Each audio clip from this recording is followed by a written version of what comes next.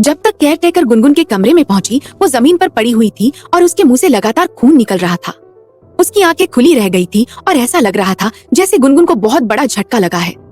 वो उसके पास गई और उसने गुनगुन को उठाने की कोशिश की, लेकिन गुनगुन पर कोई भी असर नहीं हो रहा था। तब उसने कोशिश करके गुनगुन को सहारा देते हुए उठाया और उसे बाहर ले जाने लगी। गुनगुन को बिल्कुल भी समझ नहीं आ रहा था कि उसके आसपास क्या हो रहा है। वो पूरी तरह सुध खो चुकी थी। केयर टेकर जैसे तैसे करके गुनगुन को बाहर तक ले आई थी, लेकिन जैसे ही वो सीढ़ियों के वहां पहुंची, तब उन दोनों का बैलेंस बिगड़ गया और जल्दी जल्दी में केयर टेकर ने गुनगुन का हाथ छोड़ दिया, जिसकी वजह से वो सीढ़ियों से नीचे गिरती चली गई। जब गुनगुन नीचे जमीन पर गिरी, तब उसके सिर पर लगने के कारण सर से भी खून निकलने लग गया था और केयर टेकर को लगा कि अब उसे कोई माफ नहीं करेगा, ईश्वर भी नहीं। लेकिन थोड़ी ही दूर खड़ी हुई मुनमुन ये देखकर स्माइल कर रही थी। वो गुनगुन से बदला लेना चाहती थी और आखिरकार वो पूरा हो ही गया था। पर इतनी ही देर में बाहर से साहबजादा आए और उन्होंने जब गुनगुन को नीचे जमीन पर पड़ा हुआ देखा तो उसकी तरफ भागे। उसके चेहरे पर थपथपाते हुए उन्होंने कहा, क्या हो गया तुम्हें गुनगुन? गुनगुन! पर गुनगुन कोई भी जवाब देने की स्थिति में नहीं थी और तब साहबजादा ने केयर टेकर की तरफ देखा और चिल्लाते हुए कहा, ये सब कैसे हुआ? क्या किया तुमने? आज के बाद इस घर में वापस मत आना, मैं तुम्हें अभी निकालता हूँ, चली जाओ यहाँ से। पर केयर टेकर कुछ जवाब देती उसके पहले ही साहबजादा ने गुनगुन को अपनी बाहों में एक बार फिर उठाया और वो गाड़ी की तरफ दौड़ने लगे। गुनगुन के शरीर से खून अभी भी निकल रहा था, लेकिन साहबजादा को बहुत घबराहट हो रही थी। उन्होंने जल्दी से गुनगुन को बैठाया और उनकी गाड़ी हॉस्पिटल की तरफ भागने लगी। गुनगुन के खून की वजह से कार की सीट खराब हो रही थी, पर साहबजादा को कोई परवाह नहीं थी और कुछ ही देर में वो हॉस्पिटल पहुंच गए। हॉस्पिटल पहुंचते ही साहबजादा ने गुनगुन को उठाते हुए स्ट्रेचर पर लेटा दिया और चिल्ला चिल्लाकर वो नर्स और कंपाउंडर से कहने लगे कि जल्दी से कोई डॉक्टर बुलाओ, वरना वो इस पूरे हॉस्पिटल को बंद करवा देंगे। जब सबने साहबजादा को देखा तो वो डर गए और अगले 2 मिनट में ही बहुत सारे डॉक्टर ने गुनगुन को घेर लिया।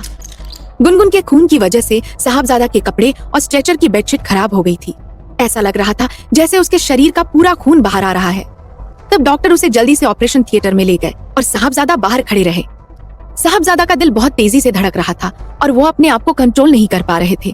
आखिर अचानक ऐसा गुनगुन के साथ किसने किया और क्यों? उन्हें इस बात का पता करना था।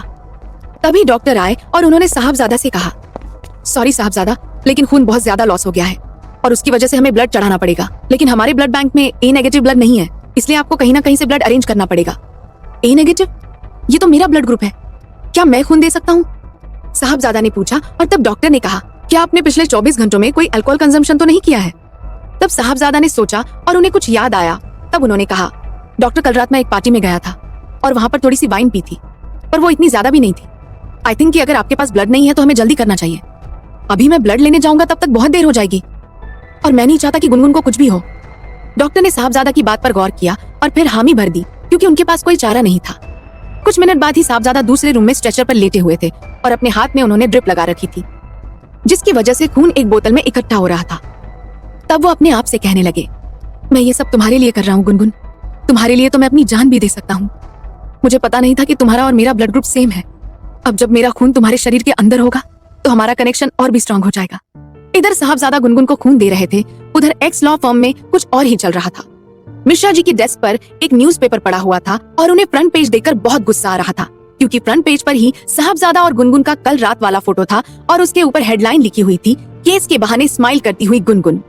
उस हेडलाइन के नीचे गुनगुन और साहबजादा के साथ साथ एक्स लॉ फर्म के बारे में भी बहुत सारी चीजें लिखी थी, जो इस बात को बता रही थी कि उस फर्म में पहले भी ऐसे बहुत सारे कांड हो चुके हैं, जिनको मिश्रा जी ने बहुत ही मेहनत से दबा रखा था। इस चीज को पढ़कर मिश्रा जी का गुस्सा आसमान पर था। उन्होंने जोर से चिल्लाते हुए माधुरी को अपने कैबिन में बुलाया और वो जल्दी से वहाँ आ गई।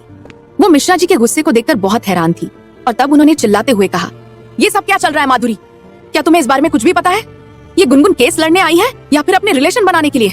मुझे कुछ समझ नहीं आ रहा, कहाँ है वो? सर, कल रात को पार्टी में मिलने के बाद मैंने उन्हें कहीं नहीं देखा। मैंने सुबह फोन किया था, लेकिन उनका फोन स्विच ऑफ आ रहा है। माधुरी ने बहुत ही डरी हुई आवाज में कहा, सब समझता हूँ मैं। जिस तरह की चाल उसने चली है ना, उसे बोल देना कि वो मेरी कंपनी में वापस ना आए। केस के बहाने एक क्लाइंट से अपने पर्सनल रिलेशनशिप बनाने के लिए मैंने ये फर्म नहीं खोली है। जब भी तुम उससे मिलो या तुम्हारी उससे बात हो तो कह देना कि स्माइल केस को खत्म करने के बाद उसे मैं इस कंपनी से धक्के मारकर बाहर निकाल दूंगा। मिश्रा जी का पारा बहुत चढ़ा हुआ था, इसलिए माधुरी ने कुछ नहीं कहा और वहाँ से निकलना ही उसने सही समझा। बाहर निकल के उसने 2 बार फिर से गुनगुन को फोन लगाने की कोशिश की, लेकिन फोन अब भी स्विच ऑफ था और माधुरी को चिंता होने लगी कि आखिर गुनगुन को क्या हो गया है। जिस गुनगुन का फोन दिन और रात हर समय रीचेबल रहता था, अब वो अचानक कई घंटों से बंद कैसे है? माधुरी की चिंता बढ़ गई। न्यूज़पेपर की हेडलाइन सिर्फ मिश्रा जी तक ही नहीं पहुंची थी, ये शहर के हर घर की टेबल पर थी। गुनगुन को हॉस्पिटल भेजने के बाद गुस्से में मुनमुन ने हर तरफ चीजों को फेंकना शुरू कर दिया और तब उसे वो पेपर दिखा जिसमें वो फोटो छपा था। मुनमुन की आंखें खुली की खुली रह गई और उसे विश्वास नहीं हो रहा था। वो तुरंत भागी और लीला देवी के कमरे में पहुंची। लीला देवी कुछ कहती उसके पहले ही मुनमुन ने पेपर उनके हाथ में पकड़ा दिया। खबर पढ़कर लीला देवी को गुस्सा आने लगा और उन्होंने चिल्लाते हुए कहा, ये सब क्या मजाक है? किसने किया ये? मैं उसे जिंदा नहीं छोड़ूंगी। साहबजादा कहाँ है? मजाक तो मेरे साथ हो रहा है मम्मी जी, वो भी पिछले 5 सालों से, मुनमुन ने रोते हुए कहा। लीला देवी उसे रोता हुआ देख हैरान थी और तब मुनमुन ने आगे कहा, मैं 5 साल से साहबजादा के साथ हूँ, लेकिन कभी भी कोई मेरी बात नहीं करता। और अब एक बार उन्होंने इन दोनों को साथ में क्या देखा? पेपर में फोटो छप गई। मैं कह रही हूँ मम्मी जी, ये गुनगुन कुछ बड़ा प्लान करके ही यहाँ वापस आई है और मुझे तो चिंता होने लगी है कि कहीं ये आपसे और मुझसे साहबजादा को छीन ना ले। तुम उस चीज की चिंता मत करो मुनमुन, मैं बचपन से साहबजादा को जानती हूँ, वो मेरे साथ कभी ऐसा नहीं करेगा, मैं उसकी माँ हूँ, लीला देवी ने कहा। और तब मुनमुन ने फूट फूट कर रोना शुरू कर दिया। आप तो माँ हैं और पूरी दुनिया इस बात को जानती है, लेकिन मेरा क्या? आज से 5 साल पहले जब हमारी शादी हुई तब आपने लोगों को बताने से मना कर दिया और इसलिए मैं उनके नाम का मंगलसूत्र भी नहीं पहन पाती हूँ। जो भी मुझे साहबजादा के साथ देखता है यही सोचता है कि मैं उनकी रखेल हूँ और असली पत्नी तो गुनगुन बनकर बैठी है। क्या अब मेरी यही वैल्यू रह गई है?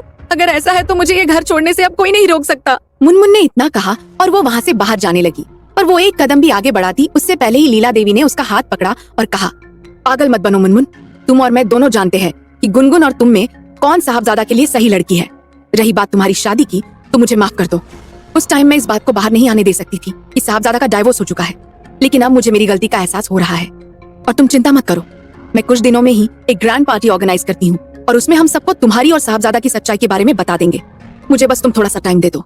लीला देवी ने इतना कहकर मुनमुन को गले लगा लिया और मुनमुन के चेहरे पर फिर से डेविलिश स्माइल आ गई थी। वो बस गुनगुन को बर्बाद करना चाहती थी, पर उसे पता नहीं था कि गुनगुन अभी भी जिंदा है और साहबजादा के खून देने के बाद डॉक्टर बस उसे लगातार ऑब्जर्व कर रहे थे। साहबजादा बस वार्ड के बाहर खड़े होकर गुनगुन के ठीक होने का इंतजार कर रहे थे। वो कल रात के बारे में सोच रहे थे कि अगर वो गुनगुन को अपने घर लेकर नहीं आते तो ये सब नहीं होता। वो इस बात का दुख मना ही रहे थे कि तभी उनका फोन बजा और उस पर लीला देवी का नाम था। उन्होंने फोन उठाया और धीरे से कहा, हाँ माँ। साहबजादा तुम कहाँ हो अभी? लीला देवी ने चिल्लाते हुए कहा। साहबजादा समझ नहीं पाए कि लीला देवी उन पर चिल्ला क्यों रही थी, पर फिर भी उन्होंने अपनी उसी टोन में कहा, माँ मैं हॉस्पिटल आया हूँ, गुनगुन सीढ़ियों से नीचे गिर गई थी और ज्यादा खून बह गया था, इसलिए मैं उसे यहाँ लेकर आया हूँ। अभी उसका ट्रीटमेंट। मुझे कुछ भी जानने में कोई इंटरेस्ट नहीं है साहबजादा, तुम जहाँ कहीं भी हो बस एक न्यूज़पेपर ढूंढो और फ्रंट पेज चेक करो जल्दी से। लीला देवी की बात सुनते ही साहबजादा उठे और उन्होंने रिसेप्शन से पेपर उठाकर अपना और गुनगुन का फोटो देखा तो वो हैरान हो गए और उन्होंने पूछा, ये सब क्या है माँ? ये तो मुझे तुमसे पूछना चाहिए साहबजादा कि ये सब क्या है। मैंने सोचा था कि मेरा बेटा बड़ा आदमी है और उसके फोटो के साथ हमेशा एक तारीफ छपेगी, लेकिन तुम तो किसी और ही काम में अपना मन लगा रहे हो साहबजादा, क्या हो गया है तुम्हें? माँ आप जैसा समझ रही है वैसा बिल्कुल भी नहीं है, ये न्यूज़ गलत है, साहबजादा ने डरते हुए कहा। लेकिन लीला देवी उनकी बात सुनने में इंटरेस्ट नहीं दिखा रही थी। उन्होंने चिल्लाते हुए कहा, मैं तो तुम्हारी बात समझ जाऊंगी साहबजादा, पर दुनिया का क्या? दुनिया के हर इंसान को तो तुम अपनी गलती का एक्सप्लेनेशन नहीं दोगे ना, वो तो यही बोलेंगे जो पेपर में लिखा है। मैं तुमसे कह देती हूँ साहबजादा, अगर आज के बाद तुम मुझे गुनगुन के आसपास भी दिखे तो तुम मेरा मरा हुआ मुंह देखोगे। लीला देवी ने इतना कहकर फोन काट दिया। साहबजादा कुछ भी नहीं समझ पा रहे थे कि ये हो क्या रहा है और वो कौन हो सकता है जिसने ये फोटो खींचा था। उन्होंने अपनी सीक्रेट टीम के हेड रावत को फोन लगाया, जिसे हर वक्त साहबजादा के आसपास हो रही मूवमेंट की जानकारी और सुरक्षा का जिम्मा मिला हुआ था। रावत ने फोन उठाते ही कहा, साहबजादा ये स्माइल कंपनी का काम है। तुम्हारी टीम क्या कर रही थी? सर आई एम सॉरी, लेकिन वो इंसान अकेला नहीं है। इंस्पेक्टर मनीष के साथ साथ मेरी टीम भी बच्चों को ढूंढने में लगी हुई है। बच्चे अभी भी किसी और जगह पर हैं। हमें पहले उन्हें ढूंढना है। स्माइल कंपनी और उनकी इस न्यूज़पेपर फोटो को हम बाद में निपट लेंगे। रावत तुम्हारे पास ज्यादा वक्त नहीं है।